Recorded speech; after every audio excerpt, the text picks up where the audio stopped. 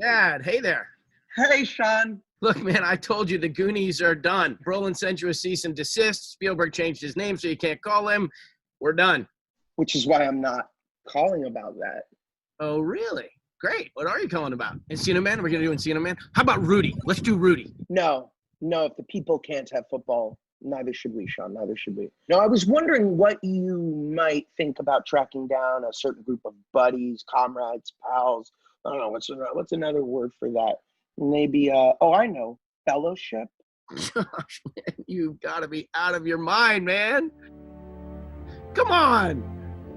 You fought off an army of orcs multiple times, escaped from the clutches of the Uruk-hai, killed the demon spider Shelob. Wounded the demon spider Shelob, ran away from Gollum, all to destroy the most powerful ring in the world. How hard can a f***ing phone call to Elijah Wood be? All right, you got a point. I don't understand. Were you already on with Elijah? I am always on with Elijah. It comforts him. It comforts me. Elijah, hey, I'm a big fan. Wondering if you might be up for reuniting apart? Well, I usually do my reuniting together, so... Right. Well, what if the reunion in question was one that reunited the cast of The Lord of the Rings? Well, I figured we weren't bringing back the cast of North, but that's not a decision that Sean and I can make alone. Hi, guys. Hey! Dom, Hey. where did you come from? Oh, I'm always just waiting in the wings, in case there's kind of a life and death situation between Sean and Elijah. Would you say you were lost? Josh, come on, you're better than that, Josh. Hey, what would you think of a Lord of the Rings reunion, Dom? Dom, Elijah, Sean. Hello. Hi, mate. Hey. Billy, were you also just randomly on with the cast? Yes, we have been on together now for Billy, don't. 2,565 days. So we took Monday off. No, I don't take Mondays off. Okay. Not judging. So again, wondering if we could possibly gather the group together and reunite one of the greatest trilogies of all time. Orlando Bloom is now on. Hey guys, sorry about that. I just had to find a mirror, just take a quick glance, remind myself that I am in fact Orlando Bloom. I really don't understand what's happening. You guys always on a Zoom call together? Yeah, Yep. yeah, we're always on a call, always. Katie just has to remind me to turn the Zoom off in bed. Never turn the Zoom off in bed, Orlando. Never turn the Zoom off in bed. Okay. Again, back to my previous question. What would you all say to a Lord of the Rings reunion? Elijah? Wish this choice had never come to me. I wish none of this had happened. So do all who live to see such times, but that is not for them to decide. All we have to decide is what to do with the time that is given to us.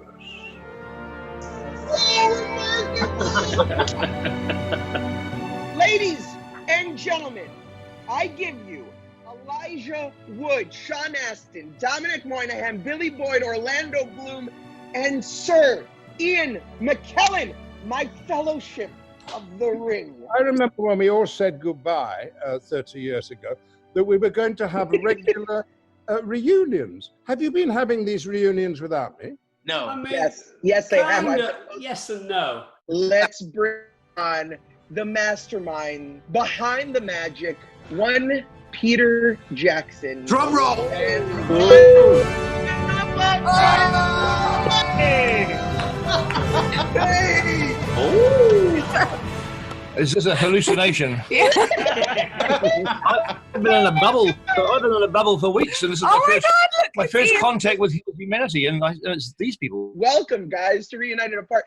First of all, I need to ask you guys about these infamous tattoos, and do the two of you also have them, or is it just this group? Somebody show me this tattoo. Don't ask Ian to show. Oh, yes. Paulie. I think mine's on this shoulder here, but I'm not going to take my shirt off. Ian, Get up. mine's there. When I read this upside down, of course, it spells Gucci. Flash my tricep there. Don't just ignore that. Just ignore that tricep, guys. That's just a. Isolation tricep. Come on, Listen, Elijah. Ignore that bicep, Dom. Elijah, I know where you had yours. I was holding your hand all the way through. Yes. Holding his gland at one point, I think, Ian. Look here. Oh, God. 3 inches lower and we would have been in trouble then. Never mind.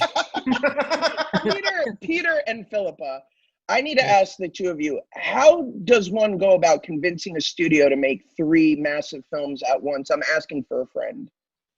Well, it's never a moment. It's not a moment like that happens. You just incrementally do a little bit, and then eventually the studio are in too deep to turn back. You know, it's a little bit of development here, a little bit of let's design some stuff here, a little bit of money there, a little bit of money there, and eventually they realize they spent too much to not do it. Yeah, they're too deep in at that point. Yeah. Philippa, Ian said that you wrote lines that were even more exquisite, and I quote, than J.R.R. Tolkien.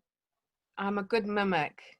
But you know what? I have to say, Fran and I sometimes, I know you do some writing, Josh, exposition, it's just a killer. And all of these brilliant actors had to leverage lines off the page.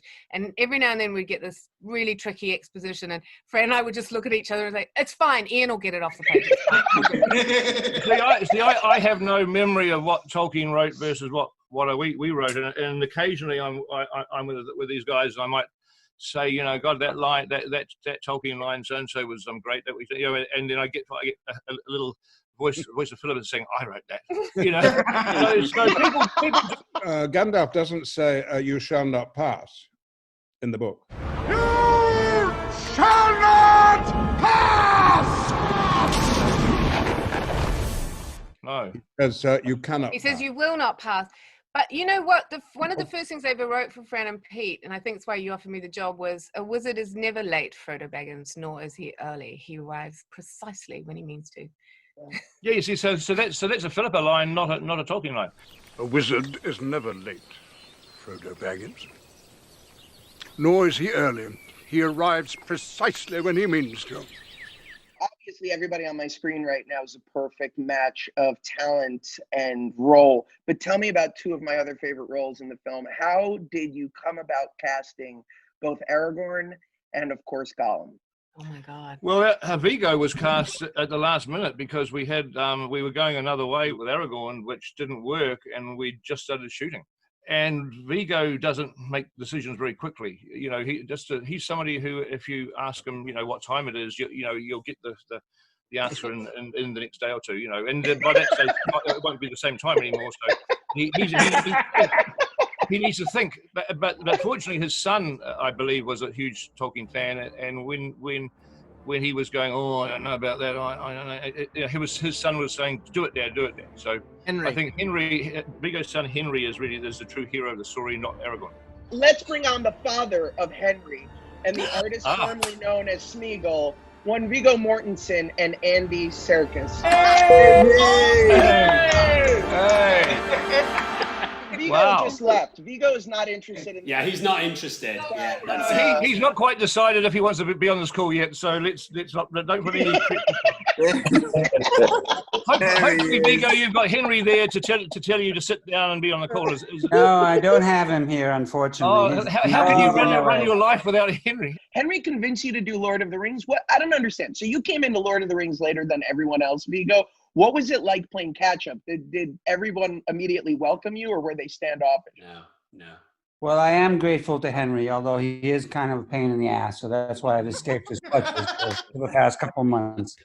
But no, I was worried a bit. You want to contribute, so I was a little nervous. And then I started reading the book, and I really liked it, and I found some things that I could connect with. Was familiar with Nordic sagas and fairy tales, and I've also read Celtic material and stuff, so it wasn't that unfamiliar. I relaxed a bit as I started reading the book, but then once I landed, I got very nervous all over again. I didn't know what would be expected and how soon. Fortunately for me, the first things I had to do were physical, were nonverbal. It was, sword fighting. Viggo, I think you're the first person to ever say to me that, thankfully you had a knowledge of Celtic material and Thinking the same thing. I'm really impressed by this. Yeah, look, it really was it was, and from my perspective, for a moment, you are totally at sea. You have no one playing this character, and then fate steps in and says, "God, you stuffed this up, but there's one guy who's going to be the perfect person to play this, and just follow me." And what was the first scene you guys shot together? We were very lucky. What scene? What was the first scene? Weathertop. Was it Weathertop? Weathertop against the Wraiths. Yeah, flames. You with the fire and flames. I remember that so well. New line were understandably nervous, not because of Viggo, but just because this drama had happened, and suddenly we didn't have anybody. Then we had Viggo and stuff, and so we were under strict orders that the second the first day's filming with Viggo was over, we had to dispatch the rushes to America, and they were withholding the permission to decide whether we had got the right guy or not. And luckily, it was fire, race, flames, and it just blew them away. So I could have sunk the trilogy on my first day of work. Well, yeah, but I think it was all good. See, Fate was saying, for God's sake, don't do a boring dialogue scene. Do something cool that the studio are going to get excited about.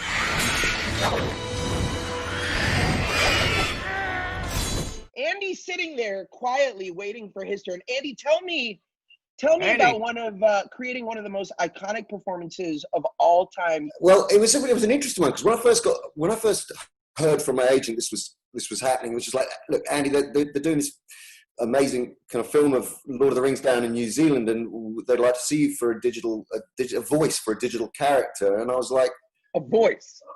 What? I remember at the time I was working in Prague on an adaptation of Oliver Twist, actually.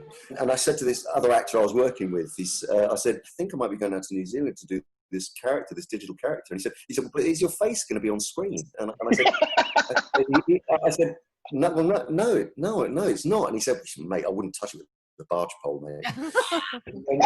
and I said, Pete did say, look, I'm not exactly sure how this is going to happen, but we're trying out this methodology called motion capture, and you want someone to be on set to be Gollum, but not, actor could be actually how we envision him, because he's so that's right. No. Yeah, it was a voice in our imaginations. We didn't understand even ourselves where this technology was going to head within the course of the movie. So it was just going to be a voice at the beginning.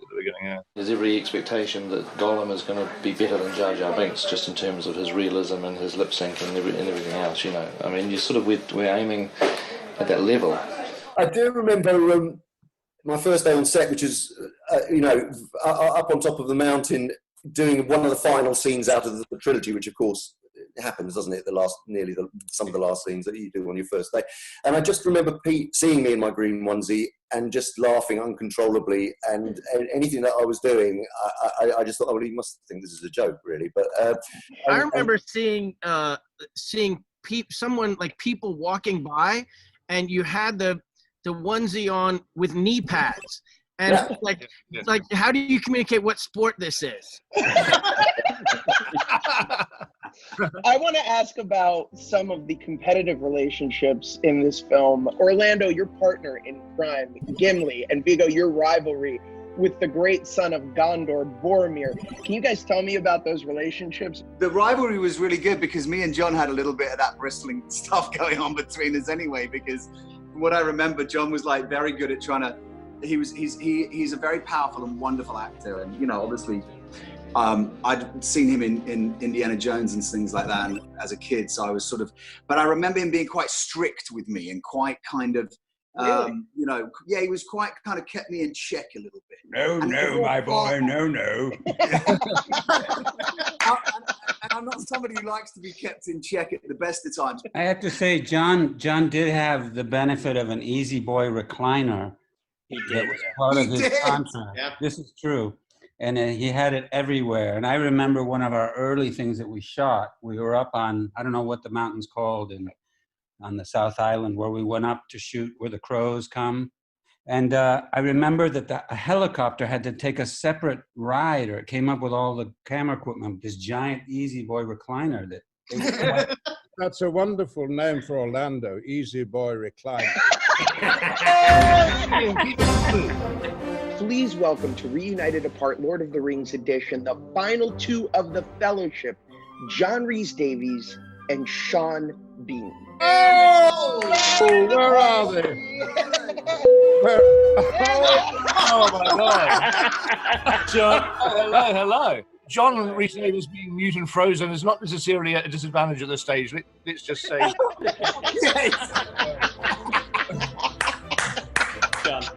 That was a fast cameo from John. This much time has passed, nothing has changed. We're all the same. It's fucking amazing. I was worried. I was worried that this was going to feel like a reunion of old classmates, but it's actually cellmates, so it's far better. Sean, how are you? None of these bastards trusted you in the film until you blew on the horn of Gondor to prove yourself. Did this fellowship of people actually, like, were they welcoming to you? Or did they create like a distance as they were in character? As people?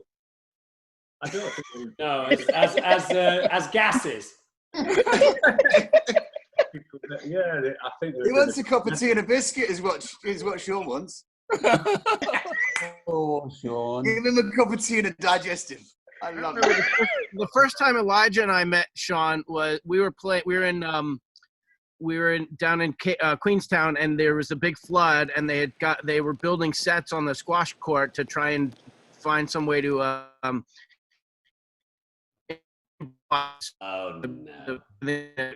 a river. As soon as somebody gets remotely boring, it just freezes. So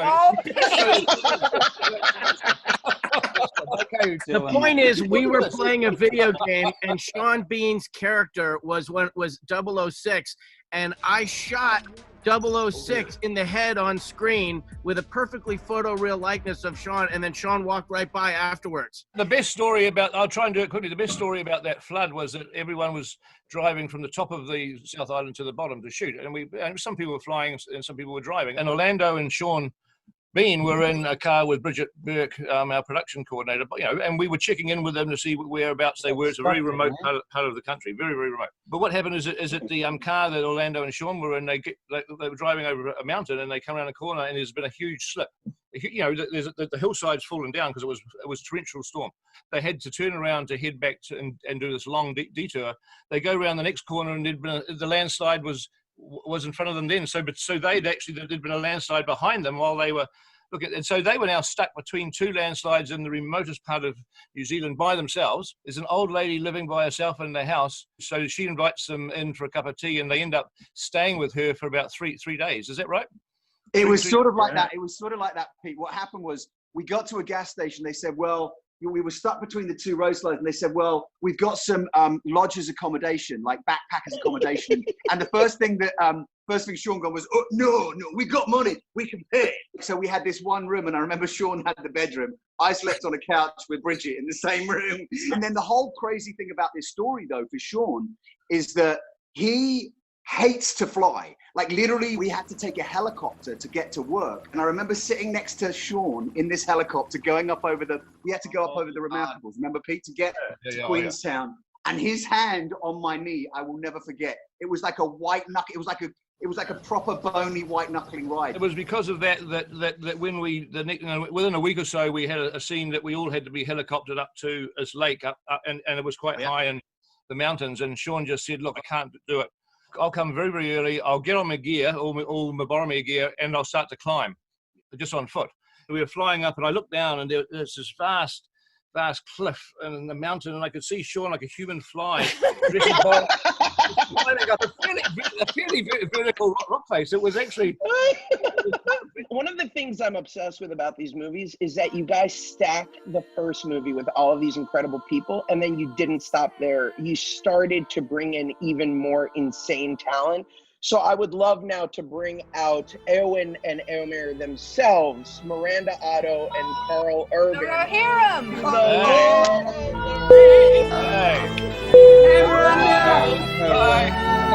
Oh my gosh, this is glorious. Hello. Oh, John. There's John. Hey, John. John, we had you for a second and then we lost you. I was going to ask you, who was in makeup longer, you or Sir Ian? Well, naturally, I'm going to say me, but I suffered most. That's I've heard. Yeah. It took us all of 6 seconds before the suffering had to be pointed out. I always rather enjoyed being made up. I'd arrive very early and have breakfast and then just recline in my Easy Boy recliner. Was he called that? Easy Boy? What was he called? Lazy Boy. Lazy Boy, yes. When I started out, it took 90 minutes for me to get all that stuff on. And by the end of The Hobbit, we got it down to 35 minutes. 35 minutes? 35, Wow. yeah. We had the best makeup crew. We are missing someone right now, and my screen doesn't feel complete. So I'm going to bring on the love of Aragorn himself, Liv Tyler. There she is! This is wild. Hello, my love. Favorite memories from making Lord of the Rings? Liv, go. What's your favorite memories? Oh, everything. Togetherness, sweetness, humor, innocence, doing something that had never been done before. It was kind of crazy at times, but everyone just gave their everything. It was so special. It was like growing up together. It's like family, you know? I remember my first day was on the Helm's Deep set, and I walked on, and there's literally, I think, maybe 400 or 500 extras dressed up as orcs. There was a scale model of Helm's Deep, and it took all of my energy just not to lose my shit at how insane this was. To the king! To the king! So if you guys are up for it, whoever is up for it, I would love to bring some of these scenes to life. Peter, Philippa, do you have any suggestions or direction for your cast? Well, they didn't pay any attention to us first time round, so I don't. All right, Elijah, Ian, take it away. You're late. A wizard is never late, Bilbo, Frodo. Come on, Ian, you're better than that. Let's take it back. He arrives precisely. That was my very first day. My very first entrance into the movie. And that was the first day of shooting. And 2 days later, I did my second scene, and it was the last scene in the last movie of Lord of the Rings. Remember when Gandalf sailing away with... And I had to meet the hobbits and say goodbye to them. I'd never met them before. Orlando and John, in your library, you want to take us into the next scene? Do you still got it? Oh, right. Okay. So we're on the battlefield. Right. Let me just tilt this up a wee bit. What's happening out there? Shall I describe it to you? Or would you like a box? Yes! Did everyone on your set keep props? I didn't get a helmet. Oh! I didn't get a helmet. Pull out a prop. If you have a prop from Lord of the Rings, pull it out right now, because I'm very impressed by the fact that everybody got something from this. What? I gotta say, amazing.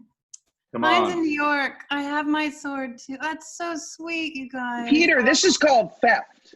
All right, should we do the same? Right, show Miranda and Karl respect, guys. All We're right. shooting on set. Here we go. You should not encourage him.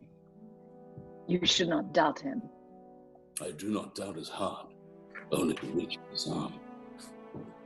Why should Merry be left behind? Why can he not fight for those he loves? You know as little of war as that hobbit. When fear takes him, and the blood and the screams of the horror battle take hold, do you think he would stand and fight? He would try to do so. Yes! Hey! Oh, Dom, Billy, take it away. Okay, Bills, ready? Yes. Oi! We're coming too. Have to tie us up in a sack to stop us. Anyway, you need people of intelligence on this sort of mission, quest, thing. That rules you out, Pip. This is so fun to listen to you guys. John, you got it, or you not have it? Got it. I put. Yeah. If I put my glasses on. Oh, put your specs on, Sean. Put your specs on. Right. We're all afraid, Frodo. But to let that fear drive us to destroy what home we have, why don't you see that as madness? There's no other way. What chance do you think you have? They will find you. They will take the ring, and you will beg for death before the end. You fool. This is not yours, saved by unhappy chance. Might have been mine, should be mine. Give it to me, give me the ring. Yes! Yes! So gorgeous! Andy, we know you still have Gollum. You got to do it all over again in The Hobbit. If you want to give us this iconic scene with Sean? Oh, yeah. Yeah, go for it, Sean. Okay. What we need's a few good taters. What's taters, precious? What's taters? Potatoes. Boil them, mash them, stick them in a stew. Big golden chips and a nice piece of fried fish. And you couldn't say no to that. Oh, yes, we do. Spoiling nice fish.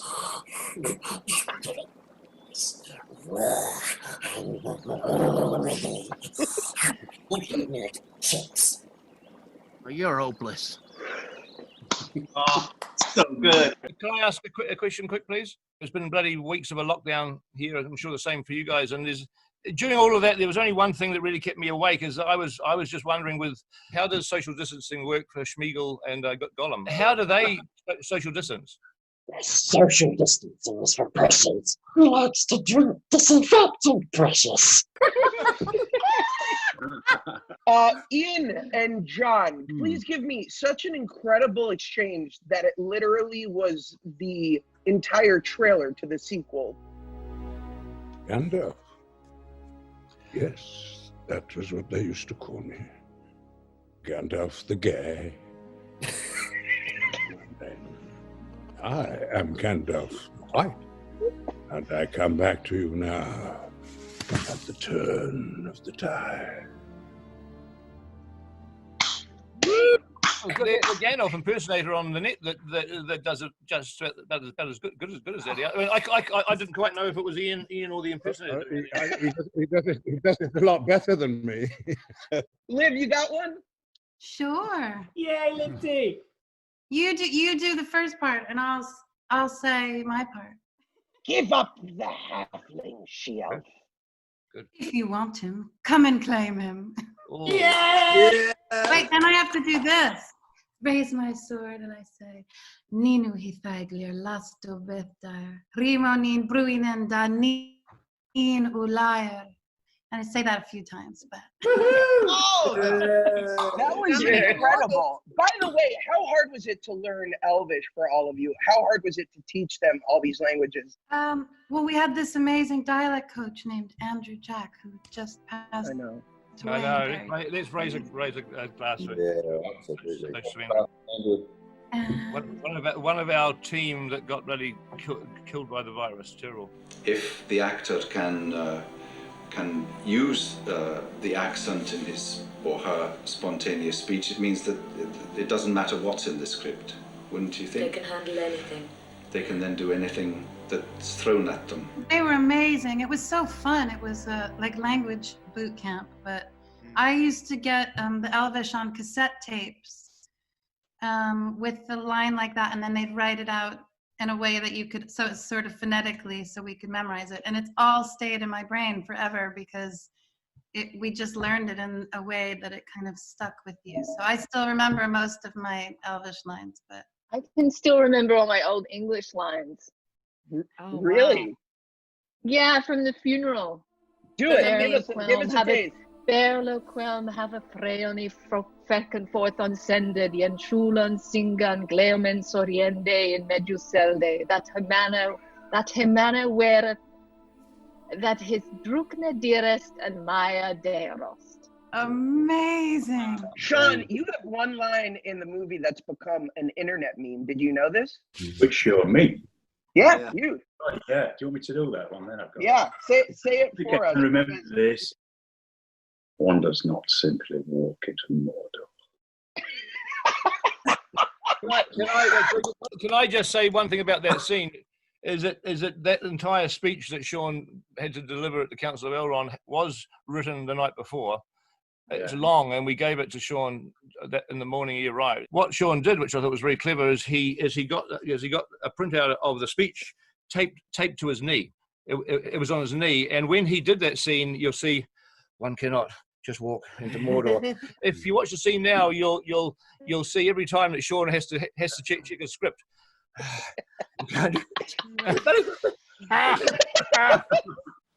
One does not simply walk into Mordor. Can I just say, when I arrived rather late in New Zealand to start filming, Peter and Fran took us out for a welcoming supper downtown in Wellington. Everyone was there, and I met for the first time the great Christopher Lee, 217 movies he'd made.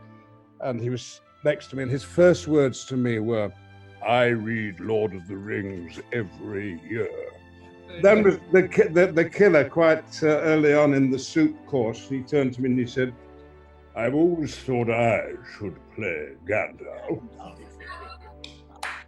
After which we were the best of friends. Oh, bless him. What you have achieved is sheer magic, all of you. All of you, and I think that is the operative word, all of you. You are the greatest crew I've ever known. I was behind them once. I was behind them queuing up for lunch one day. As we had lunch break, I remember looking around at this vast food spread as the crew were getting. He says, "It's not as good as what they gave us on Star Wars."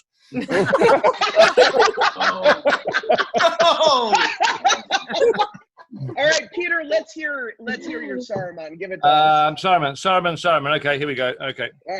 All right. Embrace the power of the ring, or embrace your own destruction. There can only be one Lord of the Rings. Only one who can bend them to his will, and he does not share power. So you have chosen death. Yes! No, I tried to get some sort of an analysis to help me to help my pathetic, horrible little voice. You're a natural.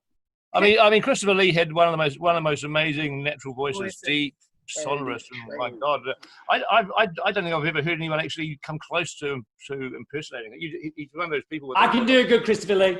You ready? Give it to us. It's from the blooper reel. Ready? Well, you should have done the scene then, Dom. I should have, but then I wasn't asked. You want to hear my Christopher Lee? Here we go. Yeah, I do. Yeah. I can't get up these damn stairs, Peter. To advise, persuade. I'm sorry, I cannot get up these goddamn steps smoothly. I can't do it, Peter. Let's do Orlando and John in one of my favorite scenes. Okay. I never thought I would die fighting side by side with an elf. What about side by side with a friend? Oh. I could do that. Oh, I felt a little stabbing thing in my chest, and it was either emotional or a cardiac arrest. I'm not sure which. Sean and Elijah, take us out. Elijah, there's just a couple of words that are right before yours that seem in the COVID world, and this is a fundraiser and what we've all done that I want to add. So let me set you up with it, okay? Right. In the end, it's only a passing thing, this shadow. Even darkness must pass, and a new day will come. And when the sun shines, it'll shine out the clearer. Those are the stories that stayed with you, that meant something, even if you were too small to understand why. But I think, Mr. Frodo, I do understand. I know now, folk in those stories had lots of chances of turning back, only they didn't, because they were holding on to something. You holding on to, Sam? That there's some good left in this world, Mr. Frodo, and it's worth fighting for. Ooh. I'm not quite sure where to go from those incredible performances. The only thing we're missing now is a little music, so why don't we bring on the man behind one of the most iconic scores in the history of cinema. Please welcome Mr. Howard Shore. Hi, Howard! Howard! Nice to see you. Howard, tell me about the incredible score. Tell me about your collaboration with Peter in coming up with the amazing, iconic Ring theme. It all began in the fall of 2000, and then we started with the Shire theme and the Fellowship theme, and then we kind of went into the Mines of Moria. We had a great subject to work with. You know, we were so proud to be working on it. Peter, do you remember the first time, do you and Philippa remember the first time you heard the score on the soundstage? Normally when you make a movie, obviously the composer gets involved at the end. So the film's shot, it's finished, and then you hand it over to the composer. But we obviously talked to Howard early because we wanted him involved in the film. And he said, well, look, it would be great if I could come down to New Zealand and just sit in and watch a bit of filming, you know, early, just so I can start to think and start to understand the film that you're making. So Howard actually came down to New Zealand, and then he invited us round to his house one evening, and he said, I've got an idea or two to play you, and he played us it didn't really change much, the fellowship theme and the Shire theme. I felt like crying when I heard that, Howard, because I just felt like this is the other half of the film. This is going to be the other half. I remember that you were recording the first stuff in Wellington in this big sort of wooden town hall, the old town hall, yeah. Yeah, and I remember that some of us got permission to go in and watch some of that. It was incredible. It was a Mines of Moria sequence. It was the entire Mines of Moria sequence, like a 20-minute long piece. That's what it was, yeah. Yeah. And it was amazing to see that starting to take shape, even as we're shooting. Very unusual. And what we really need to do in the future is have the orchestra on set while we're filming. So that you only get one take, though.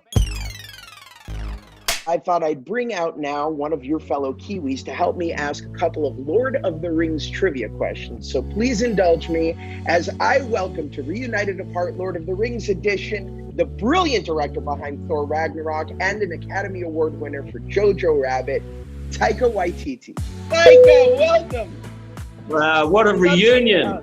So are you doing what are you doing Star Wars now, Taika, or Marvel or something cool? What are you doing? All those cool things. Yeah, I know. We're all stuck here on little screens thinking about the past, and you're surging ahead in the future. I know. Taika, why do you look so cool right now? What is happening over there? What is this? That's like asking the wind why it blows. Some things cannot be answered. Taika, you have some Lord of the Rings trivia questions you wanted to ask these guys, right? Yep. Here's the first one. Why? Okay, no.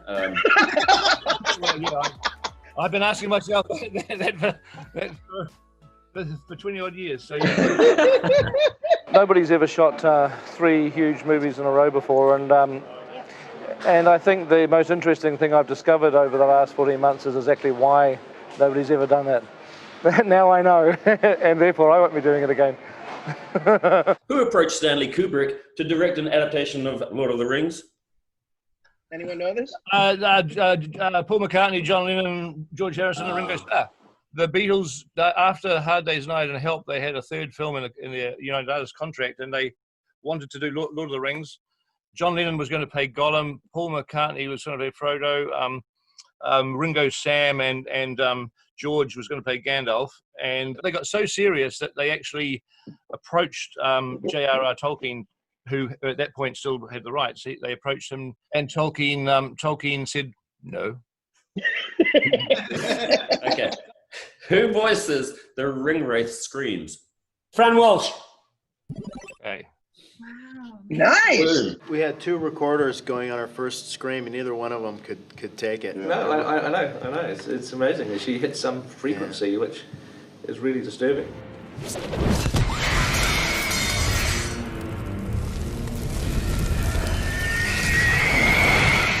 What is Legolas' only line to Frodo in the entire trilogy? What was that? What's the only line you say to Frodo in the entire trilogy? And it's not "get off my cape." and my bow. Yes! And my bow. Who got that, Sean? And that's how you did it. Nice, Sean. Which film is the only one where no one wears the ring? Ooh. 2 Towers. Yeah, 2 Towers. It's got to be 2 Towers. Dom, you're behaving like a man who thinks there's a prize. Here's a bonus one. How many times does Gollum say "precious" in 2 Towers? Ooh, Andy, you should know 74 times. 38. 22. It sounds like 15. And in Return of the King, 17. Before we go, tell me what Lord of the Rings means to each of you. It means family and fellowship. It was the most exciting thing I've ever worked on. It was one of the best moments of my whole life, and I always want to go back again and visit. Come back. I dream about it. I know I want to so much. You guys are amazing. There was nothing better in my life than coming to New Zealand and seeing that country. Yeah.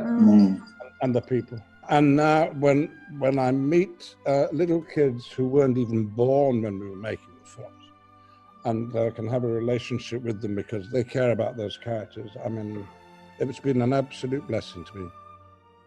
My memory and sort of just the sense of the film is a huge team effort. We were actually all on the same side, which is incredible. A lot of people working very, very hard in total sync. Not only did you share it with the cast, you shared the story of making that film with the world, and it made them feel part of the family. The weird thing is that I've had just as many people come to me saying they love all the behind the scenes, extra stuff as the actual film itself, which is great. But you can learn more about filmmaking in watching those behind-the-scene films than you could at 2 years at NYU or someplace like that. As a course in filmmaking, just being part of the shoot on a daily basis and watching, there's a saying in New Zealand they have, we put it together with number 8 wire, and that's kind of the way the movie was made.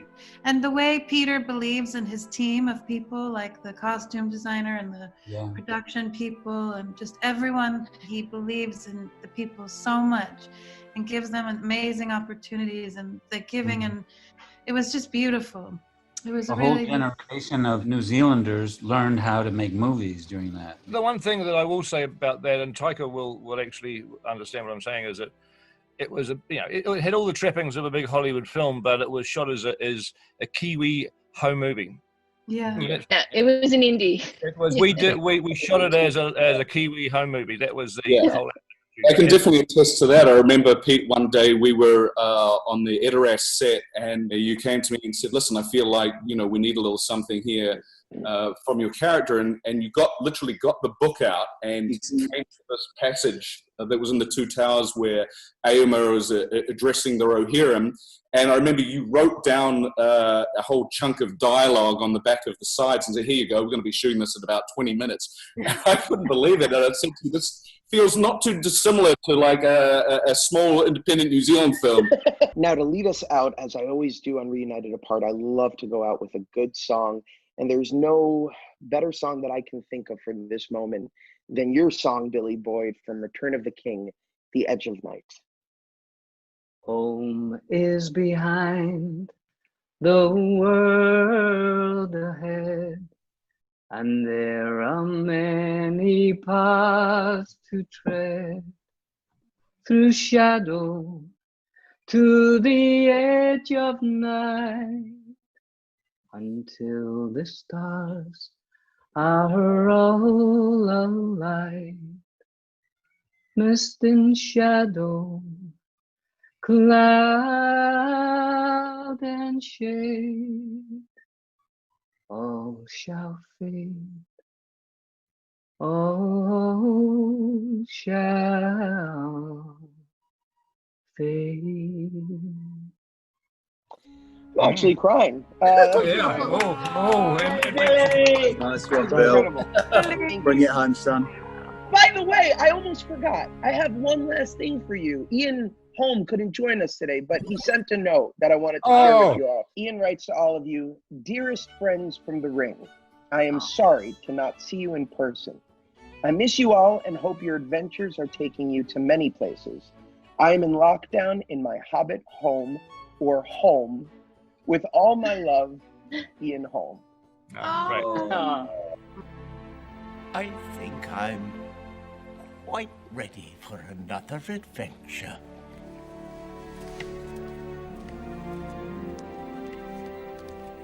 Thank all you right, all. see you. See you.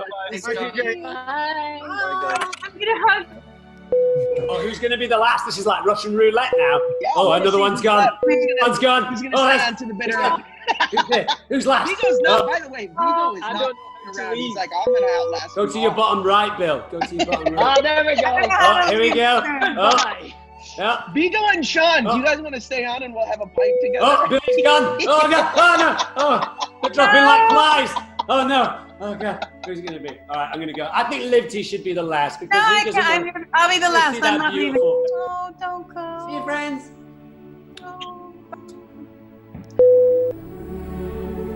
Now it's up to everybody to decide what the world after this pandemic is going to be like. So everyone's got to really lift their game and turn the world into a good place when it's finished. It's a reset moment, and it's up to all of us to make sure that what comes out of it, hopefully, the only good thing that can come out of it is something better.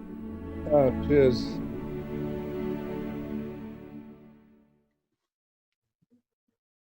Bad dates.